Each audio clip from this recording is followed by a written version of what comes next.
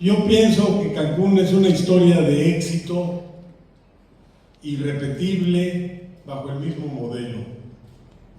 Cuando me desempeñaba como titular de la Secretaría de Turismo e iba de gira a alguna entidad federativa que tenía el litoral, invariablemente me decían, háganos un Cancún aquí. Y yo les decía, lo siento, el molde ya se rompió. Hoy sería imposible repetir el éxito de Cancún de la misma manera en que se hizo, con las mismas políticas públicas. ¿Por qué? Bueno, empezando por dos razones fundamentales. Lo hizo el Banco de México. Hoy suena extraño, suena hasta exótico que Banco de México haya tomado esta iniciativa para no solamente diseñar, planificar, proyectar Cancún, sino porque también lo construyó, lo ejecutó a través de sus fondos, fusionar Infratur y fusionar Fogatur. Fue una idea genial el diseño de Fonatur. Entonces hoy, en aquellos años, Banco de México estaba sectorizado en la Secretaría de Hacienda y formaba parte de la Administración Pública Centralizada. Hoy es un ente autónomo, constitucionalmente autónomo, con un mandato muy importante, pero muy concreto: controlar la inflación, evitar que la inflación se dispare, mantenerla baja.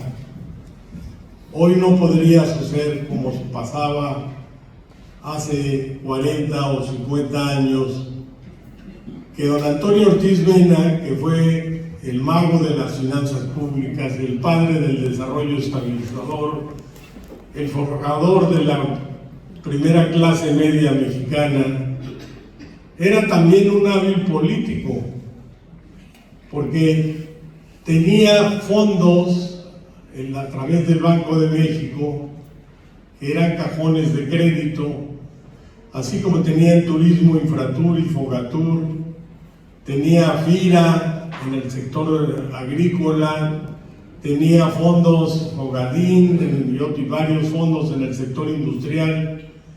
Entonces el titular de Hacienda sabía todo lo que pasaba en el país y tenía pues una gran injerencia sobre todos los sectores que eran significativos para el desarrollo nacional.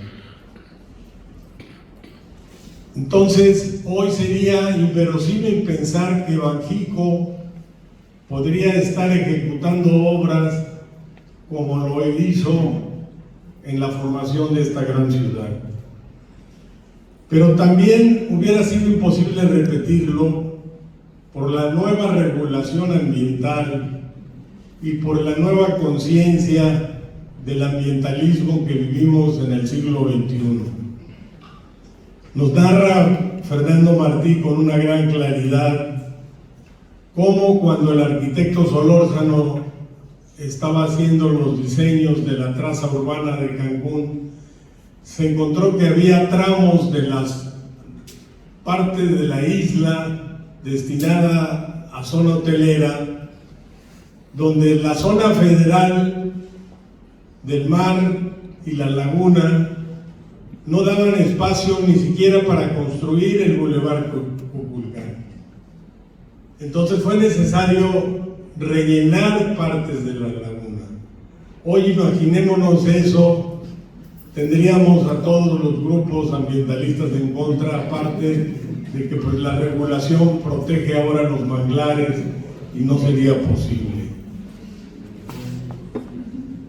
Pero Cancún ha sido un éxito, tiene muchos problemas, lo sabemos, pero superó las expectativas hasta de los sueños más divinos de los creadores.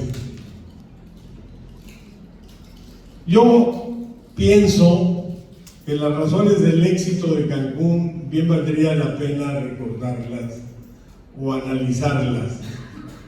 Para mí se debe, en número uno, a un ejercicio muy serio y muy profesional de planeación. Y esto sí lo quiero decir porque los políticos en los tiempos recientes nos estamos olvidando de la importancia de la planeación. Yo tuve muchas horas de negociación cuando estaba en Fonatur por el proyecto Aoki, campo de golf que construiste tú, Chino, lo recuerdo perfectamente. Y le aprendí a los japoneses una regla fundamental de la manera en que trabajan tanto en el sector privado como en el sector público. Y esa regla dice: dale tiempo a la planeación y rapidez a la ejecución. Nosotros en México la aplicamos al revés. La buena planeación permite que las obras tengan menores riesgos de fallar, que se ajusten más a su realidad, que se ajusten más a los costos y que se eviten errores. Los políticos quisiéramos inaugurar cuanto antes. Vemos como una molestia la planeación, nos quita tiempo, ya quisiéramos poner la primera piedra o más aún cortar el listón inaugural o develar la placa correspondiente. Pero hay que dedicarle tiempo a la planeación.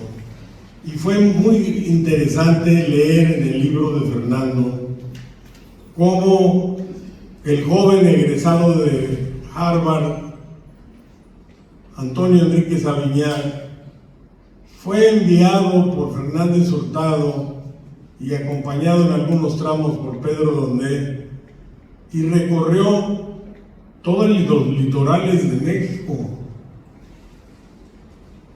Hizo un trabajo previo de inventario de los recursos turísticos del país. Fue con un método de lo general a lo particular y fue excluyendo lugares hasta escoger 5 sitios donde podían haber centros turísticos llamados integralmente planeados. Mi padre me decía en Cozumel, lo recuerdo en mi niñez o ya mi adolescencia, para no hacerme más viejito, me decía: este señor Enríquez Aviñar viene a verme muy seguido, me agobia con preguntas, ya me exprimió, me pregunta. Mi papá manejaba, como lo narra Fernando, 2 hoteles pequeños en Cozumel. Me pregunta de dónde vienen los turistas, cuáles son sus gustos, cuáles son sus quejas, qué tarifas se les paga. Bueno, dice, es un interrogatorio minucioso, extraordinario, ya no tengo respuestas y me sigue preguntando. Fue un trabajo muy claro, muy profesional, y es una de las razones del éxito de Cancún. La otra, creo yo, que fue concentrar facultades y recursos en una sola institución. Lo reitero, Fonatur fue un invento genial. Yo fui un año director de Fonatur y es un cargo precioso, era un cargo precioso, a pesar de los problemas que ya habían entonces de la institución. Pero era la única manera de sacar adelante este desarrollo. muchas veces pasando por encima de las autoridades municipales o estatales. He ahí las rivalidades que se daban entre el gobernador y el presidente municipal, Alfonso Alarcón, y el gobernador don Jesús Martínez Ros, que nos narra Fernando Martín, que son muy amenas y muy interesantes. Pero pasando también por encima de las áreas de competencia de otras secretarías del gobierno federal. Si no se hubiera hecho de esa manera, no se hubiera sacado adelante a Cancún como sucedió.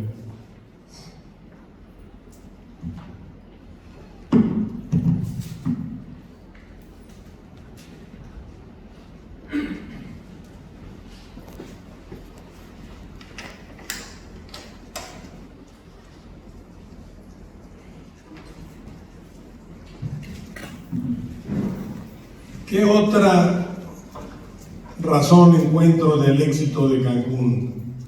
La continuidad institucional. No fue proyecto de un solo sexenio, contra lo que muchos empresarios pensaban en aquellos años, de que Cancún iba a ser el proyecto de Echeverría y ahí se iba a quedar. Pues no fue así. Fue un proyecto que nació en la administración del licenciado Díaz Ordaz, en su etapa de programación, de planeación, que se empezó a ejecutar con el presidente Echeverría, y que los dos sexenios, por lo menos los dos sexenios siguientes, el de López Portillo y el de Miguel de la Madrid, que de joven había conocido el proyecto, según nos narra Fernando, como representante de la Secretaría de la Presidencia, me parece, le dieron apoyo a Cancún. Entonces fue un proyecto no sexenal, transexenal. Y eso permitió que madurara, que se consolidaran las obras, que se terminaran adecuadamente. Otro acierto de los planeadores de Cancún fue que brindaron seguridad en la tenencia de la tierra. Tenían muy claro, Antonio Enrique Sabiñán, yo se lo escuché en algunas ocasiones, que si no había seguridad en la tenencia de la tierra no iba a haber inversión. Por eso era tan importante la censura o la poca colaboración que había de la Secretaría de Reforma Agraria en sus inicios, una resistencia muy importante al proyecto, y había que vencerla, de acuerdo a la narración de la fantasía de Banqueros. Porque los orígenes de la propiedad en Cancún eran terrenos nacionales que solo podía ceder la reforma agraria, ejidos que solo podía expropiar la reforma agraria, y algunas pequeñas propiedades que esas sí las pudo comprar directamente con Arturo. Pero esa singularidad, esta certeza en la tenencia de la tierra le brindó mucha confianza a los inversionistas. Hay muchísimos lugares turísticos en el país que podrían ser centros turísticos con buena inversión, pero no pueden ofrecer seguridad en la tenencia de la tierra, no por lo menos como se dio en el caso de Cancún. Otra virtud y otra razón del éxito fue el freno a la especulación de predios. Los abogados de Fonatur crearon una fórmula jurídica muy ingeniosa que limitó en sus inicios la especulación. No fue una solución eterna para toda la vida, pero funcionó por lo menos para la etapa que se requería para que en los terrenos se construyeran y se realizaran conforme a los usos del suelo que había estificado la planificación de Cancún. Esto era, Fonatur, recordámoslo, te vendía a través de un fideicomiso y no te titulaba hasta que un porcentaje del terreno había sido ya construido de acuerdo al plan de desarrollo urbano de Fonatur. Eso frenó considerablemente la especulación, eso evitó que se proliferaran los terrenos baldíos y ayudó mucho al desarrollo de Cancún. También ayudó la presencia del Estado cuando no llegaban los hoteles, cuando se da la discusión de qué es primero, la gallina o el huevo, qué es primero, el cuarto de hotel o los asientos de avión. Pues entonces Fonatur construyó muchos hoteles y se los dio a operar al sector privado, y eso también permitió ir creando una masa crítica de cuartos de hotel que hizo atractivo a las líneas aéreas venir y darle conectividad al destino. Pero Cancún también tuvo oscuros. Los fundadores tenían muy claro a dónde ir. Eran mexicanos visionarios, patriotas, honestos y muy exigentes, muy rigurosos. Yo las veces que traté a Enríquez en esa etapa de Cancún, Toño siempre hablaba de estándares internacionales. Tenían muy claro que querían un centro turístico no que compitiera a nivel nacional con los otros centros turísticos locales, sino que compitiera a nivel internacional, que los estándares que se exigían de calidad en las obras y en los lineamientos de programación y de planeación eran muy altos, a la altura de los mejores, lo reitero, en el contexto global. Por eso mismo, mucha gente se plantea por qué no se atacó de manera más frontal el precarismo urbano, por qué no se previó de manera más adecuada el precarismo urbano que empezó a surgir casi simultáneamente con la ciudad de Cancún, con la construcción de este centro turístico. Sí hubo respuesta, claro que sí la hubo, ahí estuvo el fideicomiso Puerto Juárez, pero fue una respuesta, hablando en términos de medicina, subdosificada, no fue suficiente. Y siempre yo me pregunto, por lo menos, si teníamos tan claro ahí el caso de Acapulco, donde ya en los años 70 el precarismo urbano era uno de sus principales problemas, ¿por qué no se le destinó una mayor inversión a ese tema que sigue siendo una enfermedad de nuestro destino turístico, la proliferación de asentamientos humanos irregulares con ausencia de servicios públicos? Se planeó una ciudad de clase media como apoyo a una zona hotelera, pero lo que vino fue una avalancha migratoria. Se planificó a partir de una relación cuarto de hotel habitante muy conservadora, 10 habitantes por cada cuarto de hotel. Posteriormente se presentaron otro tipo de problemas como la sobredensificación que tanto ha afectado a Cancún, principalmente cuando se dio la transición de Fonatur a las autoridades locales.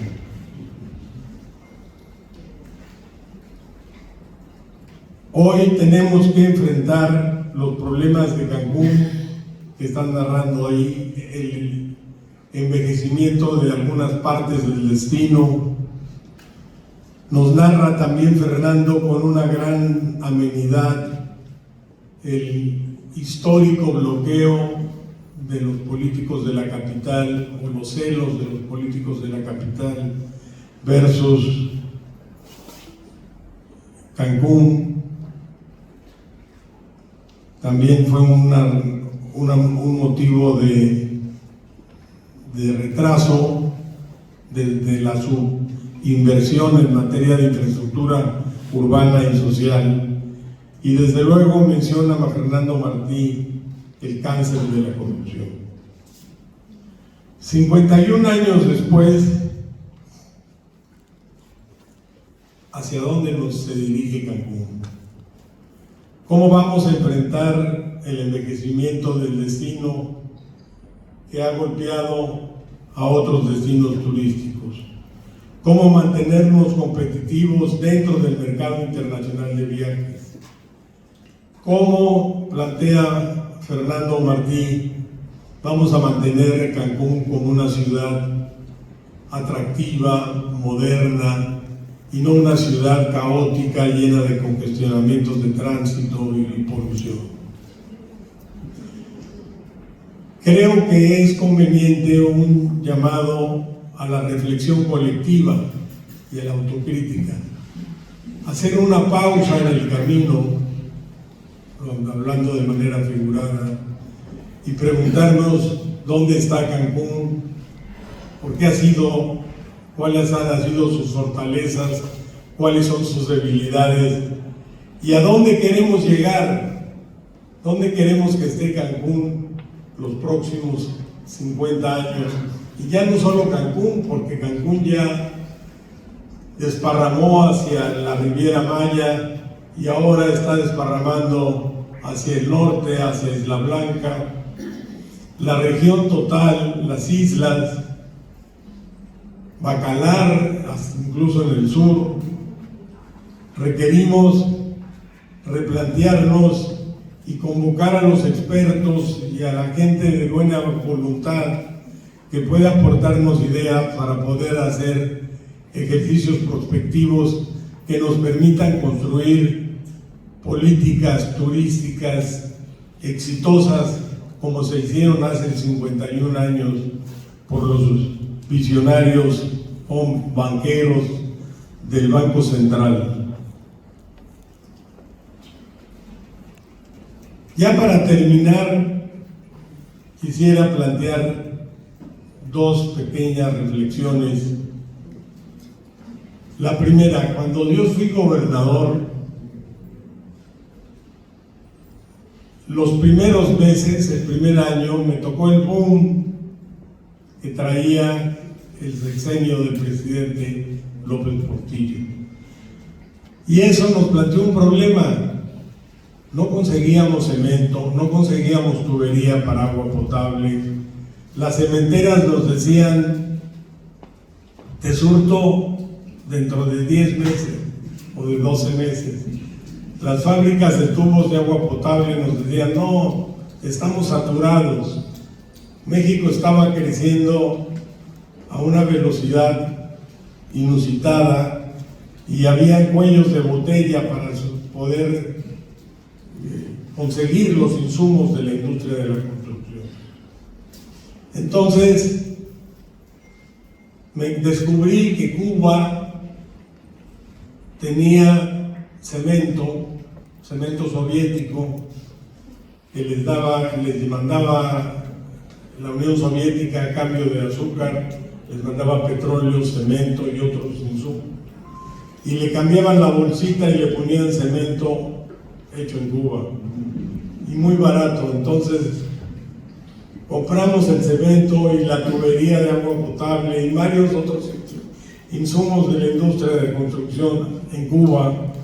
Y me permitió conocer a muchos personajes de la revolución. Entre ellos, el llamado historiador de la revolución, el difunto Núñez Jiménez. El señor Núñez Jiménez gustaba presumir un libro que traía del Che Guevara, que se llamaba Guerra de Guerrillas. Y lo que más presumía era que tenía una dedicatoria personal del Che, que decía, me parece que se llamaba Antonio Núñez Jiménez, Bernal Díaz del Castillo de esta guerra de liberación. Si yo tuviera que regalarle un libro a Fernando Martí, se lo dedicaría a Fernando Martí, Bernal Díaz del Castillo de la gestación de Cancún.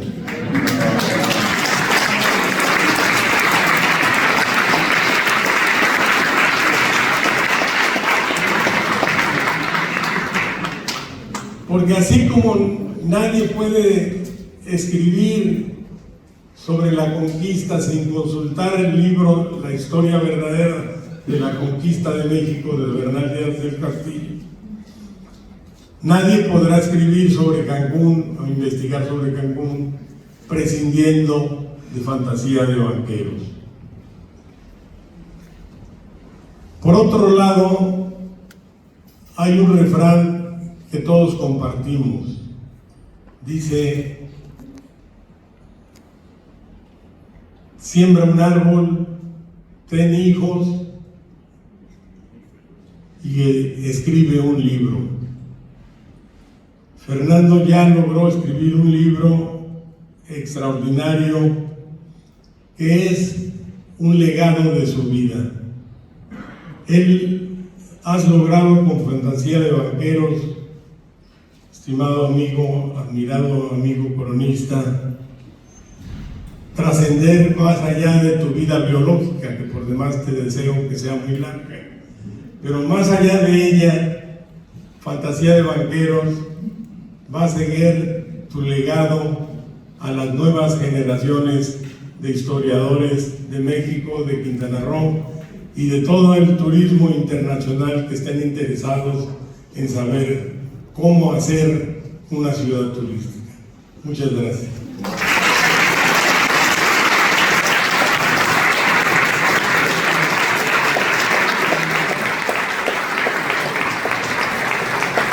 Gracias, secretario de Excelencia.